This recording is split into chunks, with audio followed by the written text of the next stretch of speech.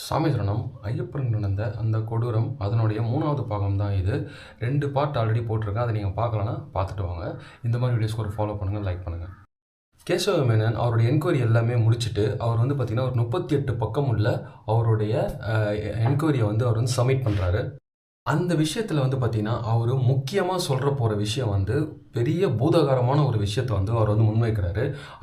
கேசவ மேனன் இந்த 38 பக்கம் உள்ள ரிப்போர்ட்டை ஃபைல் பண்ணாலும் இந்த கேஸ் வந்து பார்த்திங்கன்னா அப்படியே க்ளோஸ் பண்ணிடுறாங்க. கேசவ மேனன் அவர் 38 பக்கம் ரிப்போர்ட்டில் அவர் சொல்லக்கூடிய ஒரே விஷயம் என்ன அப்படின்னா, இந்த கோவிலோடைய புனிதமோ இந்த கோவிலோடைய பிரபலமோ அதே மாதிரி காழ்ப்புணர்ச்சி காரணமும் பொறாமை காரணமாக மட்டும்தான் வந்து இந்த கோவிலை வந்து அழிக்கிறதுக்கான திட்டமாக இருந்திருக்கும் அப்படின்றத சொல்கிறாரு.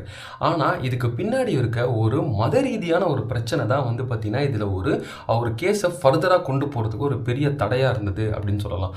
ஆனால் இந்த என்னதான் ஒரு 38 பக்கம் இந்த கேஸை வந்து அவர் ஃபைல் பண்ணால் கூட ஆனாலும் அவரால் வந்து இந்த கேஸில் எந்த ஒரு மூவும் அதுக்கு மேலே பண்ண முடியல. ஏன் அப்படின்னா அந்த நேரத்தில் வந்து பார்த்திங்கன்னா ஐயப்பன் கோயில் சுற்றி 8 கிலோமீட்டர் பரப்பளவு உள்ள இடம் வந்து பார்த்திங்கன்னா ஃபுல்லி ரிசர்வ் ஃபாரஸ்ட்.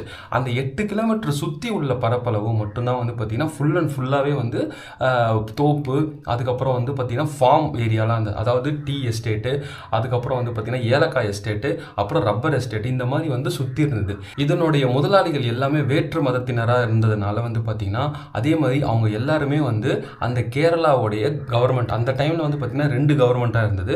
ஒன்று கொச்சி, ஒன்று திருவனந்தபுரம். அவங்க எல்லாருமே அதில் வந்து ஒரு பெரிய இன்ஃப்ளூயன்ஸான ஆளாக இருந்ததுனாலையும் அந்த அரசியல் அந்த டைம் தான் வந்து சுதந்திரம் நடந்து ஒரு 2-3 வருஷன்றதுனால அங்கே வந்து ஸ்டேட் இன்னும் சரியாக ஃபார்ம் ஆகாதனால இவங்களுடைய ஆதிக்கம் அதிகமாக இருந்ததுனால வந்து பார்த்திங்கன்னா இந்த கேஸ் அவரால் ஃபர்தராக எதுவுமே பண்ண முடியல, கொண்டு போக முடியாமல் இந்த கேஸை அப்படியே மூடிட்டாங்க. இந்த கேஸில் என்ன தான் அவர் வந்து கூற்றுகளாக இது எல்லாமே வச்சாலும் இதுக்கான வலுவான ஆதாரம் இல்லாததுனால இந்த கேஸை அவரால் ஃபர்தராக கொண்டு போக முடியாமல் இந்த கேஸை வந்து கோர்ட்லேயே கொண்டு போக முடியாமல் இந்த கேஸை க்ளோஸ் பண்ணிடுறாங்க.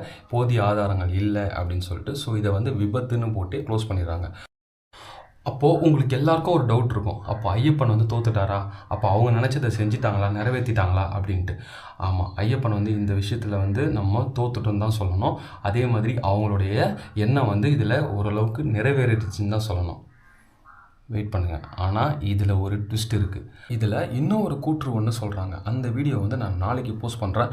அதே போல் ஐயப்பனுடைய ஆட்டம் இன்னும் முடியலை, இனிமே தான் ஆரம்பமாகுது. நான் வரப்போகிற வீடியோவில் அதை நான் சொல்கிறேன். சாமி சரணம்.